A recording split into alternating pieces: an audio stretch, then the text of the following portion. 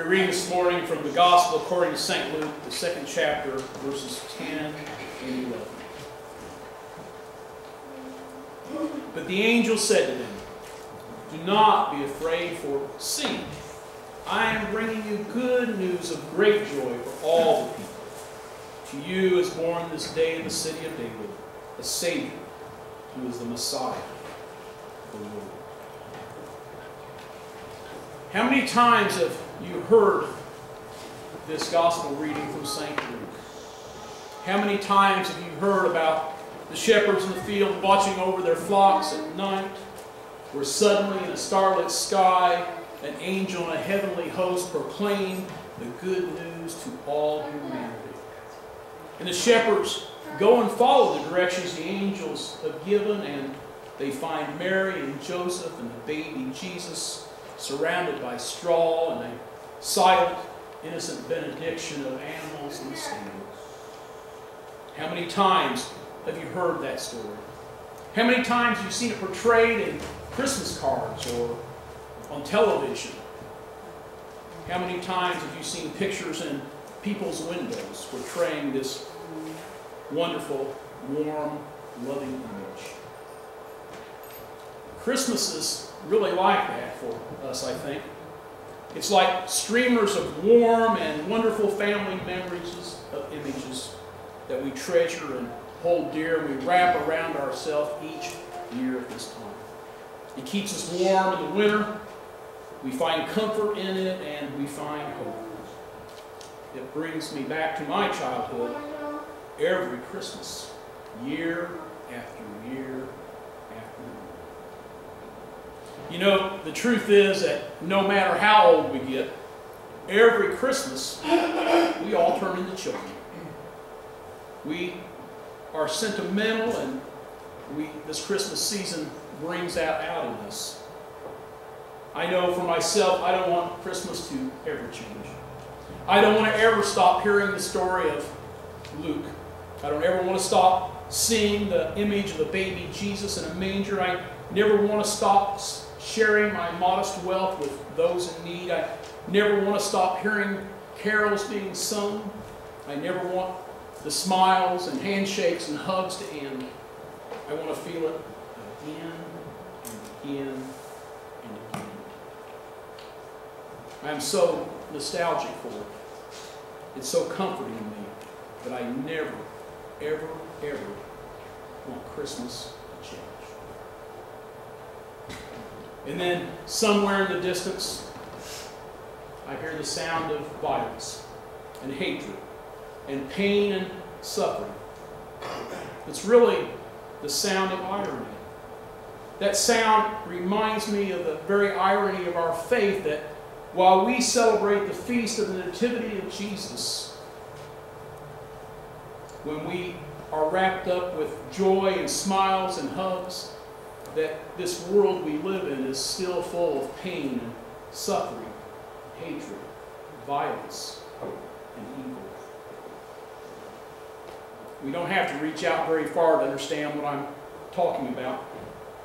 Just this week we saw a horrified community, a horrified nation at the loss of innocents in a senseless killing in a school in Connecticut. Our world is broken. By now, most of you know that my wife is a labor and delivery nurse. And in case you weren't aware of it, for many years I was a hospital chaplain, so both of us have seen a lot of babies born. Granted, Barb's seen way more than I have, but nonetheless, I've seen my share. And one thing I noticed about the birth of a child with people who are even downright mean, they're happy when a child is born, almost exclusively across the board. And you know the type of people I'm talking about, those people who are not very nice, who are never helpful, and any other adjective you want to insert in there. There are people like that in our world, but they change at the birth of a baby. You wouldn't think that would change their psyche, but it indeed does. Most people are so joyous at the time of birth of a child, you'd almost say they're having a jubilee. And sometimes that joy lasts, but sometimes before they even leave the hospital, they've changed back to their old self. They're grouches and complainers, they're unkind, and sometimes even downright evil. I always wonder, where did the joy go? Where did the joy go? And if by some miracle they're able to stay happy for a while, it's not very many years before you see them with their bundle of joy walking through a grocery store or a Wallet World, yanking on their child and threatening them with brutality, and sometimes they actually do it. Where did the joy go? And by their teen years, often and too often, the child is so alienated from their parents that neither their parent nor the child can find any joy in life whatsoever. So much so that they end up feeling alienated and acting out by taking others' lives or their own life.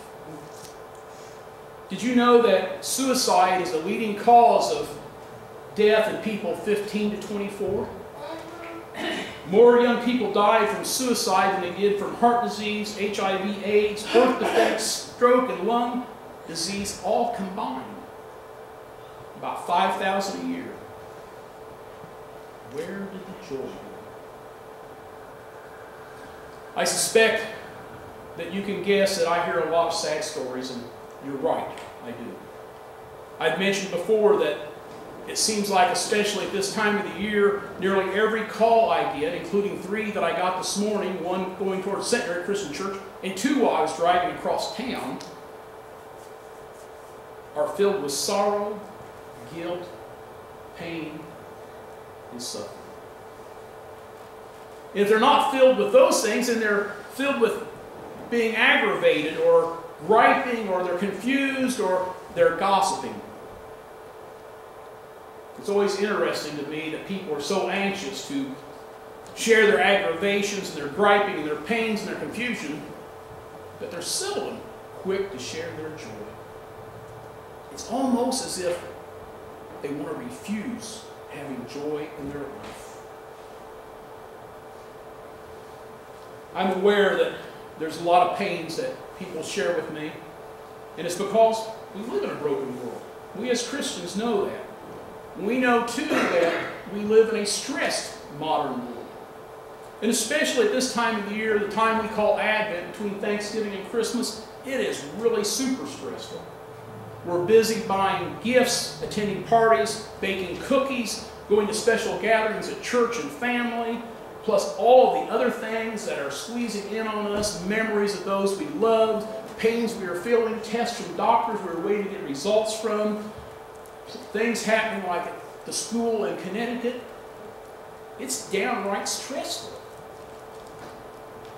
I always thought that Christmas time should be a really nice and relaxing time, but that's not how I find it most years. Where is the joy? At the end of worship, we've been singing a verse of Joy to the World, and I kind of looked through the hymnal to see if any of the verses said things like this, because I don't think they do. I don't think any place there's a verse that says, stress to the world, the Lord has come, or fret, fuss, and worry, the Lord has come. And it's not like the archangel burst upon the scene with the shepherds and said, fear not, for I bring you tidings of great stress for all people. And by saying that, actually, now that I mention it, you should pay attention to that, because if you are stressed, and you are feeling pain, frustrated, aggravated, complaining, feeling sorrow, feeling any of those emotions, let me assure you, it goes to all people. To your spouse, to your siblings, to your children, to your friends, to your co-workers. In the blink of an eye. But instead, the good news that the angels shared was, I bring you tidings of great joy for all people. So where is the joy? I could take a moment and ask you to share moments of joy in your life with me, but I suspect that most of those are temporary feelings, that all of us as human beings in a world that is broken suffer a lot. So maybe the question that I really should be asking is, how do we maintain the joy we feel year in and year out, day in and day out? How can we be joyous in the face of evil, in the face of stress and disaster and violence, pain and suffering? I might ask you to paint me a picture of what joy looks like. If you painted a picture of joy, would it be filled with material things? Things that have brought you joy for a minute moment? Or could you paint a picture that would describe a feeling of being alive, of being cherished, of being nurtured, of being loved? Something that lasts. There's no secret. As human beings, we experience pain and suffering. And we're going to continue to experience pain and suffering. We know that incidents like that happened at the school in Connecticut are all too familiar to us and too commonplace in our world. But we have a choice. We can allow ourselves to be locked into those feelings of pain and suffering and sorrow and aggravation, or we can escape to the joy that the angels announce to us. Especially as people of God, we might be asking ourselves a really important question. What are we doing here in the first place? Why are we here? Now, of course, I understand that physically, two people had encounters and an egg and a sperm got together and created a body. Yes, that's what happened. But in reality, you, amazing you, came here as a gift of God. You jumped for joy from the other side of the womb. Your parents jumped for joy at your birth, that you were here to learn and to arrive. And all of us, even in the face of pain and suffering, have the wonderful freedom to experience that joy of you. To know that we are eternal. To know that we are loved. Don't refuse that joy.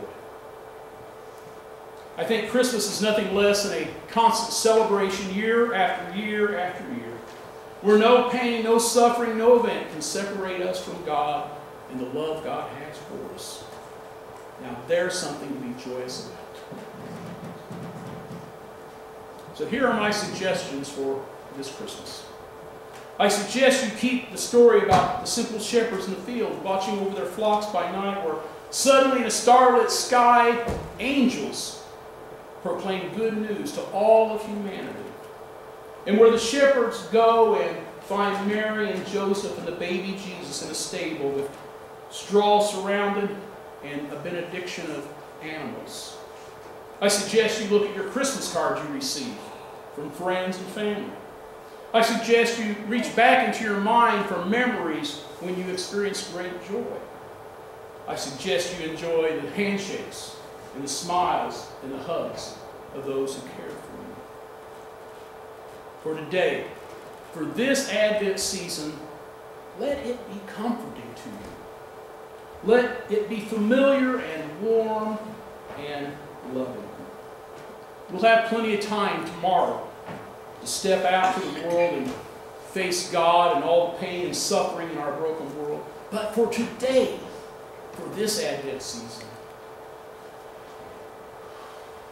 relax. Relax in the peace that during this holy time, a time when things almost stand still, that the winds and tides of stress and evil are held back by the angelic voices drifting through a starry, cold night.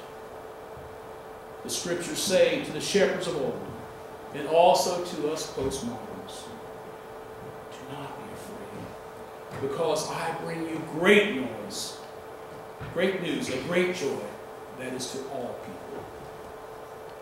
This is the word of God for the people of God.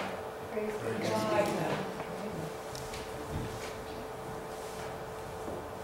It's a time in our worship where those who may not have previously understood the love that God has for them to make a commitment to God in public before God and this congregation.